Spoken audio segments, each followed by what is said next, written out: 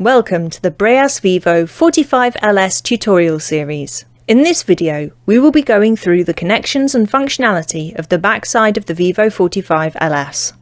There are three connections located in the centre of the backside of the Vivo 45LS. The top connection is the electrical connector to power the heated patient circuit when it is used. The middle connection is the connector for the pilot line when a single limb active exhalation valve circuit is attached to the Vivo 45LS. The bottom connection is the connector for low pressure bleed-in oxygen up to 15 litres per minute. Located on the very bottom of the Vivo 45LS back panel are the 5 colour-coded interface port connections. From left to right, the yellow interface port connection is for attaching the Massimo mainstream end tidal CO2 monitoring accessory.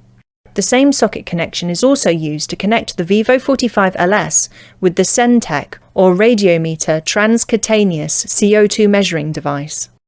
This connection will allow all data related to end tidal CO2 or transcutaneous CO2 to be captured by the Vivo 45LS and stored in the ventilator's memory data for analysis and reporting. Make sure to orientate the guide plug correctly. Each socket will only accept the correct connector in the correct orientation. Do not attempt to force any of the plugs into the sockets. To remove the connection, simply pull back on the outer sheath of the plug, which will unlock it from the socket. It should retract easily. Do not forcefully remove the plug. The blue interface port connection is for attaching the Massimo SpO2 monitoring accessory. This can then be used with the Massimo disposable and non-disposable finger probes and sensors.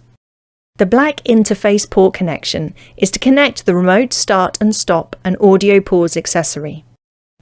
The red interface port connection is for attaching either the nurse call or remote alarm system accessories. The Vivo 45LS supports all 4 types of nurse call alarm system connections. For example, normally open, normally closed, normally open with resistance, and normally closed with resistance. The USB network connection port can be used to download the memory data from the ventilator directly to a PC. This port will also be used for performing service and/or firmware updates of the Vivo 45LS. The grey interface port is for connecting the Vivo 45LS mains AC or external DC power supply. This concludes this video covering the connections and functionality of the backside panel for the Breas Vivo 45LS. For more tutorials about the Vivo 45LS, please visit the Education by Breas website. Thank you for watching.